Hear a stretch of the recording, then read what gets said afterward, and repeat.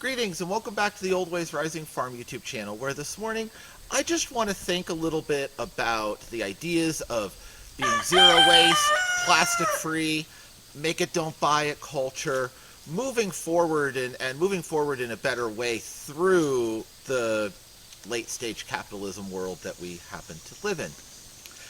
And there's a lot on this. There's a lot of people have shared a lot of thoughts, a lot of hot takes, a lot of cold takes, a lot of random stuff. But there's something that I think is kind of missing from the conversation. And that's the skill building component of it. And that's what I want to think about here and share some examples. So if you want to do this, if you want to move forward in a way that is zero waste, low energy using, plastic free, etc., etc., etc., you really can't do it just living in the modern supply chain, right? It defeats you, right? If you try to go completely plastic free for a week, good luck if you're doing it at the supermarket, right? Or the local Stuff Mart or cheap store, or any of that, right? If you are trying to move forward in that way, and you're completely tied to the modern supply chain, it will defeat you. So what's the answer? Get out of the modern supply chain. It's better that way. It's better outside of it. You can make better stuff than you can buy at any price, right? What I'm wearing is a buckskin shirt. All of this has been made on the channel if you want tutorials on how to do every single step of this process. But let's think about the materials that went into this. Full cycle, the materials that went into this. First, the hides. Either they came from a family member or myself who harvested a deer for food. We ate the food and refused to waste the hide. Or we got hides from somebody who was going to throw them away. So the whole raw material situation is a waste stream that has been used to make something really wonderful. Brain tan buckskin leather, which is not something that you can just readily buy, and if you do find it, you're talking hundreds of dollars a hide, okay, because of the time investment. Now, to get the hair off of the hides, we do have to buy some lime, but that's a garden product, and specifically hydrated lime. It's a garden product, and the waste stream from that step is hair, which can be used as a garden mulch, and lime water, which can be used as a fertilizer. Zero waste so far. Then we need to de-lime it. So the de-liming is water rinse, which again can be used as a garden fertilizer because lime's coming out, and then a final rinse in vinegar, which is something that you have to buy and does come into a plastic bottle, but so far we've got one plastic bottle in this whole scenario. Then you dry it. And then for the actual tanning step, we're using soap and oil are the only two ingredients. So we do have to buy some vegetable oil. Okay, there's a second plastic bottle. The soap I made entirely from waste lard that was thrown away by a butcher. Okay, and that was going to go in the dumpster, so we saved some lard from the dumpster, or a tallow from the dumpster, and some Red Devil lye pellets. Okay, so there's three things that we bought in a plastic bottle, and a fourth thing that we bought in a paper bag. Okay, and all the way along, the volume of waste that we have removed from the dumpster far exceeds the little bit of recyclable plastic that we have to do something with. Okay, so vast improvement. And then the buttons on this are bone. These are little chips of cow bone, which are waste from other bone carving projects, and the bone itself was again going to be thrown away by a local butcher. So everything in here, in this garment, is something that was removed from the waste stream. Everything that I purchased in small quantity, capitalized on something I'm removing from the waste stream, and is very, very inexpensive. Okay, so we're getting a large amount of very good usable product and making something which you really can't go out and buy, at least not readily. And if you do buy it, it's going to be astronomically expensive. And we're moving forward. We have nice things, very high quality, nice things that will last a lifetime by removing things from the waste stream. And when you're doing this yourself, if you're putting the time and energy into making things, you're not going to be participating in designed obsolescence. If you're spending hours and hours and hours of your time to make something, you're going to want it to last years and years and years and years, if not a lifetime. Okay? And you can easily make things that last a lifetime. You can make clothes that last a lifetime. I expect this shirt to pretty darn close to last a lifetime, and I'm willing to repair it if something goes wrong.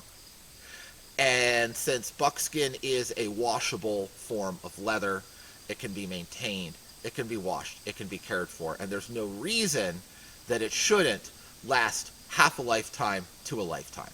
I'm an older millennial, so this will probably last me the rest of my life. Right? If you were making buckskin for a youngin', they may yet outgrow it, or if you're making this in your early 20s, yeah, by the time you're upper middle age or just getting into elder status, maybe you're going to need to remake it or do some major repair. But that's a far cry from like the fast fashion t-shirt that is going to rip the second year you own it, right?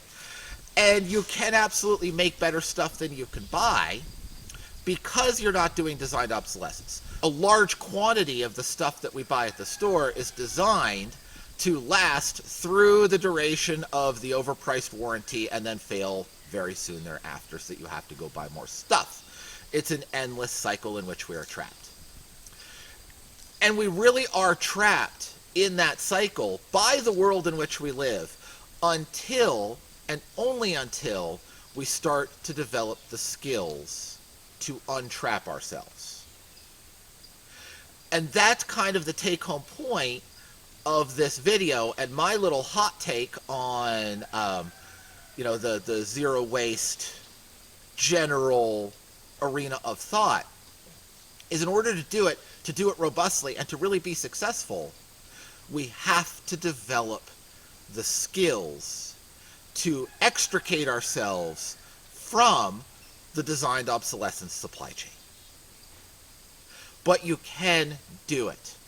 And you can do it with friends, you can work together, you can each choose, like this year, choose a new skill to learn. Just choose one. And work with your friends so that you're all choosing a different one, and then work together to build a local supply chain. And, think about the, Erica Chenoweth research on achieving change in the world. It only takes 3.5% of the population to achieve very big changes. And the change we're talking about here, in simply being rather less wasteful, is much smaller a change than the types of changes she was thinking about. So work to learn a thing. Work with your friends to each learn a different thing, and massive progress can be made. But it does take stepping up a little bit and learning how to do things. Now, you don't necessarily have to learn how to make buckskin. I fully understand that a lot of people watching this will be watching from a suburban apartment, and just the facilities to process raw hides aren't at your disposal. But that's okay. There's other things you could do. The buttons, you can absolutely process some soup bones in an apartment. You can absolutely learn some sewing. You can absolutely learn spinning. You can absolutely learn weaving. You can absolutely learn a little bit of foraging and go out into public land and gather some of your own food. There's absolutely things that you can do along these lines. This was just a wearable example to start the video with. So think about it. This whole channel is devoted to building skills, and then our Old Ways Rising Farm TikTok is devoted to learning plants and making friends with the plants around us. but we're not the only channel. I'd love if you'd subscribe here, and I'm very grateful for our patrons and would love if you join the Patreon. But don't just limit it to this, right? There's a plethora of channels devoted to different types of skill sets. Okay?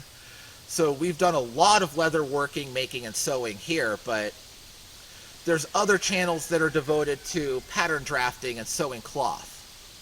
And there's other channels devoted to cooking and building those skill sets, right? So just pick something, somewhere, and learn it and do it and move forward. Because that's really the key step that I think a lot of the zero waste broadly defined conversation is missing, is that step to step up, learn something new so that you're not bound in the designed obsolescence driven supply chain. So I hope you found this interesting, and I do hope that you'll subscribe to the channel and go pick something here and learn it. We've got blacksmithing, woodworking, leatherworking, bone carving, all sorts of different stuff. Wood carving. There's probably something that you can find here and do, even in a very small apartment. But most of all, I just hope that you pick something, pick one thing this year to really learn and master. Think through what is your local waste stream. Find something that you can work with and some skill that will let you do that. And wherever you do that, it's a good thing. So there's my thoughts and a little encouragement, and hopefully we'll see you here next time at Old Ways Rising Farm talking about a skill.